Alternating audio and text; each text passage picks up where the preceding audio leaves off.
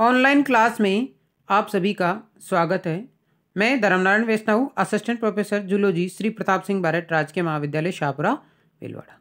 आज हम डार्विनिज्म यानी डार्विनवाद के बारे में अध्ययन करेंगे। ये BSc first year paper first diversity of animals and evolution book की 3rd यूनिट का टॉपिक है। तो शुरुआत करते हैं।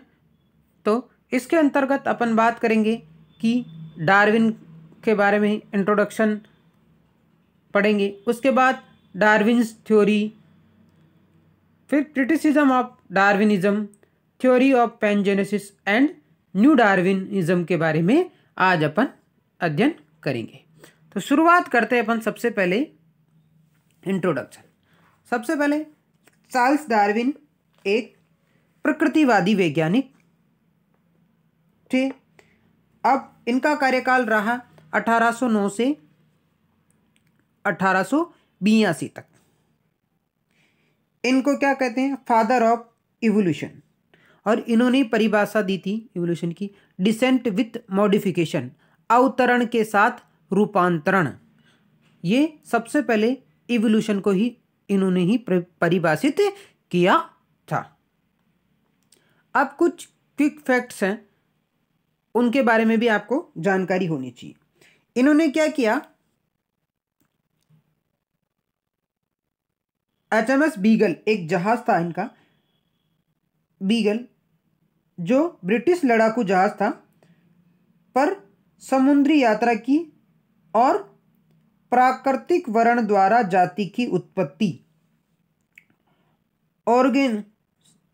Origin of species by natural selection नामक पुस्तक का लेखन किया। ठीक है। इस और एक और बात आपको यहां ध्यान में रखनी है कि डार्विन का जो विचारधारा थी, वो माल्थस का जो सिद्धांत था, थ्योरी ऑफ पॉपुलेशन, उससे बहुत प्रभावित था। और इस अवधारणा के आधार पर इन्होंने अपना सिद्धांत दिया था। माल्थस की जो थ्योरी थी, उससे ये बहुत प्रभावित थे। ठीक है। अब अपन आगे बात करते हैं डार्विन्स थ्योरी के बारे में। तो डार्विन्स थ्योरी के मुख्य रूप से जो थ्योरी में मुख्य रूप से 6 बिंदु हैं। सबसे पहला जो डार्विन्स के सिद्धांत के तथ्य हैं, जिन तथ्यों पर आधारित है, जो उसमें पहला है एनॉर्मस फर्टिलिटी, यानी कि संतानोत्पादन की प्रचुर क्षमता। जीवों में क्या होती है? संतान उत्पत्ति की प्रचुर क्षमता होती है। इसको उन्होंने एक एग्जाम्पल द्वारा बताया, या इसको आगे उन्होंने एलिब्रेट किया कि प्रत्येक जीवधारी अपनी जाति को बनाए रखने के लिए संतानोत्पादन करता है। एक मादा ओस्टर एक मौसम में लगभग 10 लाख अंडे देती है। एक फंजाई 7 अरब स्पोर्स बनाता है। इसी तरीके से एक मादा एस्केरिस 2.5 करोड़ से अधिक अंडे देती है। यदि सभी अंडे या स्पोर्स का पूरा विकास हो जाए तो किसी भी जाति के सदस्य रेखा गणितीय अनुपात यानी कि ज्योमेट्रिक रेशियो में बढ़कर कुछ ही पीढ़ियों में पूरी पृथ्वी को ढक सकते हैं, परंतु ऐसा नहीं है। समझ में आ रही बात? इसी तरीके से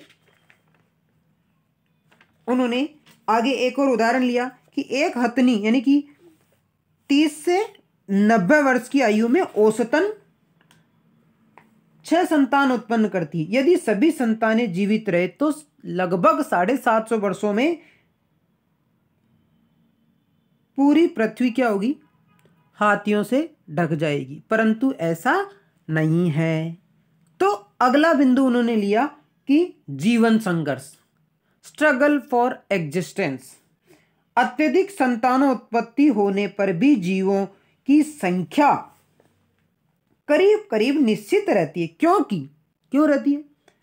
जीवों में स्थान व भोजन प्राप्ति के लिए स्पर्धा यानी संघर्ष रहता है। इसी स्पर्धा को जीवन संघर्ष कहते हैं। प्रत्येक जीव के लिए यह भ्रूणावस्था से प्रारंभ होकर जीवन भर संघर्ष चलता रहता है एग्जिस्टेंस के लिए। अब यह संघर्ष, और जो इस संघर्ष में जीवित रहता है या विजय होता है वही जाति आगे बचती है। तो जीवन संघर्ष सब जीवों में देखने को मिलता है और ये 3 प्रकार से हो सकता है। सबसे पहले बात करते हैं अपन इंट्रास्पेसिफिक स्ट्रगल, यानी कि सजातीय संघर्ष। एक ही जाति के सदस्यों की आवश्यकताएं लगभग समान होती है, अतः इनके बीच मुख्यतया भोजन, उपयुक्त स्थान एवं संगम साथी यानी कि मैटिंग पार्टनर के लिए परस्पर संघर्ष होता रहता है। दूसरा होता है इंटरस्पेसिफिक स्ट्रगल, अंतरजातीय। विभिन्न जातियों में समान आवश्यकताओं की पूर्ति के लिए जो संघर्ष होता है वो कहलाता है इंटरस्पेसिफिक स्ट्रगल। और अंतिम बात करें अपन तो एनवायरमेंटल स्ट्रगल। सभी जीव गर्मी, सर्दी, वर्षा, बाढ़, सूखा, वायुवेग आदि अनेक पर्यावरणीय कारकों से बचने के लिए संघर्ष करते रहते हैं। ठीक है, अब नेक्स्ट अगला आता है वेरिएशन एंड देयर इनहेरिटेंस, विभिन्नताएं एवं वंशानुगति। कुछ प्राणियों में जीवित रहने के लिए दूसरों की अपेक्षा कम संघर्ष करना पड़ता है। ये वातावरण के साथ अधिक अनुकूलित होते हैं और दूसरों से इनमें विभिन्नताएं पाई जाती हैं। डार्विन ने स्पष्ट किया कि वे जीव जिनमें विभिन्नताएं वातावरण के अनुकूल होती है वे जीवित रहते हैं तथा शेष नष्ट हो जाते हैं। ये सभी विभिन्नताएं संतानों में वंशागत होती है तथा क्रमशः पीढ़ी दर पीढ़ी संचरित होती रहती है। ठीक है, next very very important, natural selection और सर्वाइवल ऑफ द फिटेस्ट, यानी कि समर्थ का जीवित्व या प्राकृतिक वर्ण। डार्विन के अनुसार जीवन में उन्हीं जीवों को सफलता मिलती है जो वातावरण के अनुसार अधिक अपने आप को ढाल लेते हैं या जिनकी संरचना उस वातावरण में रहने के लिए अधिक उपयुक्त होती है। इस प्रकार के जंतु ही बहुमुखी जीवन संघर्ष में सफल और विजयी होते हैं। इसके विपरीत अनुपयोगी विभिन्नताएं वाले सदस्य सफल जीवन की आवश्यकताओं से वंचित रह जाते हैं और किसी न किसी अवस्था में नष्ट हो जाते हैं।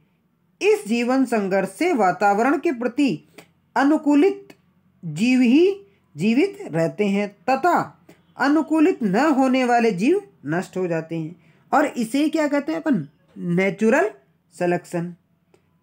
इसे ही आगे और क्या कह सकते हैं अपन?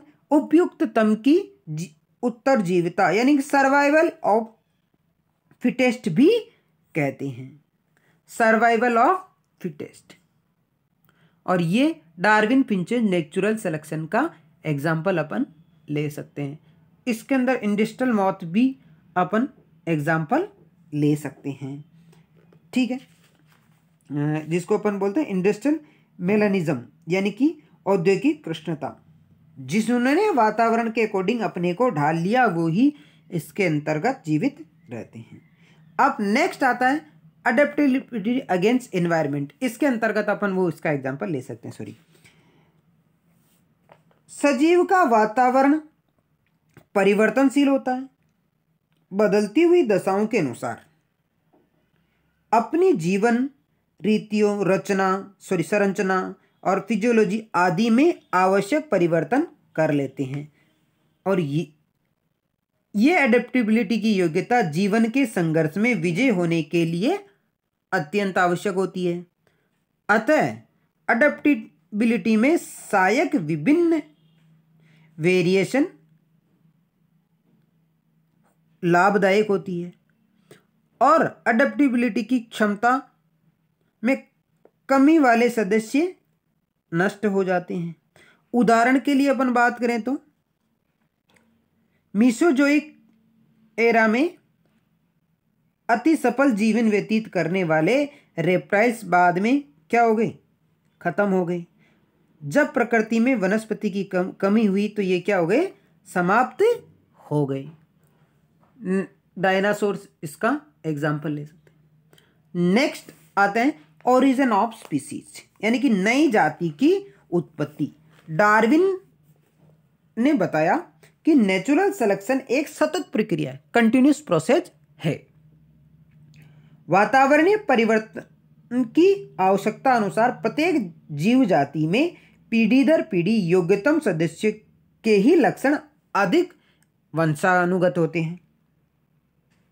इस प्रकार अच्छे लक्षणों की संतति बढ़ने तथा अनुपयोगी लक्षणों का नष्ट होने से प्रत्येक पीढ़ी के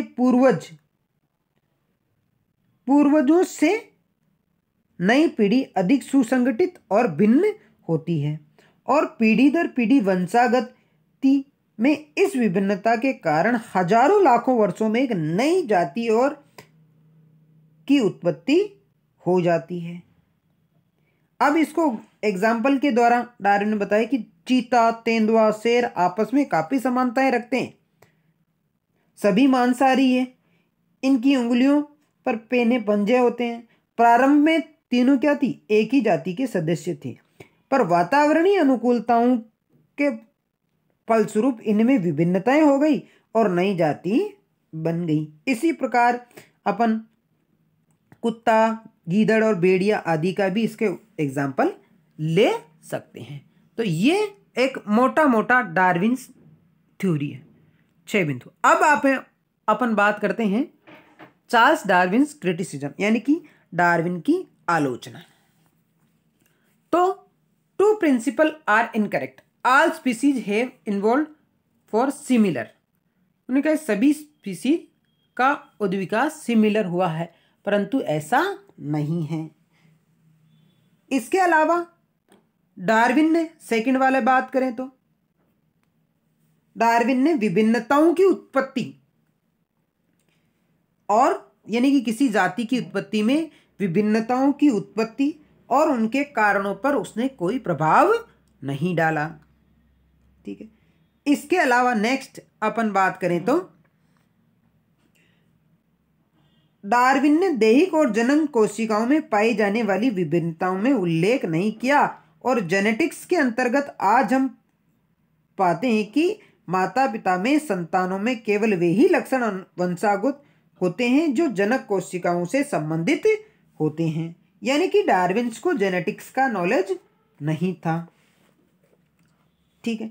इसके अलावा डार्विन को कनेक्टिव लिंक्स यानी योजक कड़ियों के बारे में भी जानकारी नहीं थी। ठीक है। इस तरीके से डार्विन, इसके अलावा डार्विन समर्थ को क्या बताते थे, जीवित या सर्वाइवल बताते थे, समर्थ का सर्वाइवल ऑफ फिटेस्ट बताते थे, किंतु समर्थ की उत्पत्ति की व्याख्या नहीं करते। कि Darwin propose the theory of survival of fittest, परंतु फिटेस्ट की उत्पत्ति कैसे हुई इसके बारे में डार्विन नहीं बताता। ठीक है। नेक्स्ट क्रिटिसिज्म के बाद बात करते हैं अपन डार्विन थ्योरी ऑफ पेनजेनेसिस। ये भी इंपॉर्टेंट है, 2 नंबर का सवाल परीक्षा में इसके बारे में पूछा जाता है कि भाई पेनजेनेसिस सिद्धांत क्या है। डार्विन ने 1868 में सभी प्रकार की वंशानुगति या वंशागति को समझाने के लिए एक सिद्धांत दिया जिसको बोलते हैं पेनजेनेसिस सिद्धांत या ज़ेम्यूल्स थ्योरी। ठीक है। थ्योरी ऑफ ज़ेम्यूल्स के नाम से भी इसको जानते हैं। अब इसके बारे में बात करें तो इसके अनुसार किसी भी gemmules disappear through the whole system, यानी कि इसके अनुसार सभी देही कोशिकाएं अपनी सूक्ष्म प्रतिलिपियां बनाकर रुधिर में मुक्त करती है, और इन सूक्ष्म प्रतिलिपियों को ही जेमुल्स क्या कहा डार्विन ने, जेमुल्स या पेनजीन नाम दिया। सभी सोमेटिक सेल्स क्या करती है कि अपनी सूक्ष्म प्रतिलिपियां बनाकर रुधिर में डाल देती है, और इन्हीं प्रतिलिपियों को उसने क्या नाम दिया, जेमुल्स। और ये जेमुल्स गोनोड्स में एकत्रित होकर युग्मक निर्माण व युग्मक संरचना में भाग लेते हैं। Transfer to germ cell of parents और gemmules blended and pass to offspring. सारे जेमुल सभी जगहों से सोमेटिक सेल्स किस में आती हैं, गेमिट्स में आते हैं। एग्जाम्पल ये देखो, यहाँ आपको बता रखा है, सारे किस में आ गए, स्पर्म का एक डायग्राम दे रखा है। और ये जो सोमेटिक सेल्स होती है, ये अपनी सूक्ष्म प्रतिलिपियां जेमुल्स या पेंजीन के रूप में गेमेट्स में ट्रांसफर कर देते हैं, और ये गेमेट्स पीढ़ी दर पीढ़ी क्या करते हैं, आगे ऑफस्प्रीम करते रहते हैं। प्रत्येक युग्मक में उपस्थित पेंजीन्स या जेमुल्स विशिष्ट संरचनाओं के निर्माण को नियंत्रित करते हैं, जिन पैतृक संरचनाओं में से इनका निर्माण हुआ।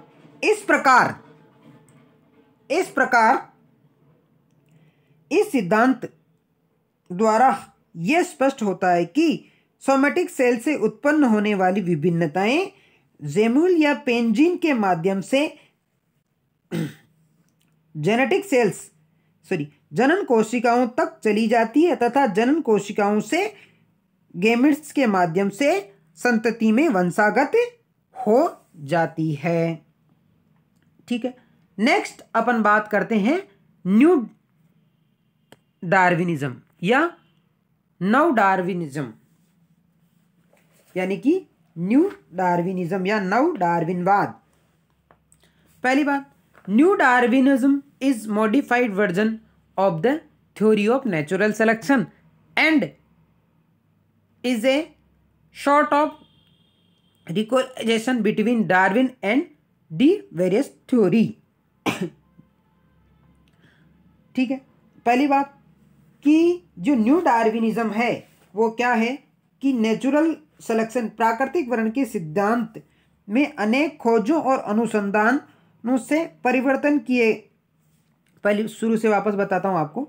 डार्विन के प्राकृतिक वर्ण के सिद्धांत में अनेक खोजों और अनुसंधानों से कई परिवर्तन किए गए, जिससे यह मत प्रकाशित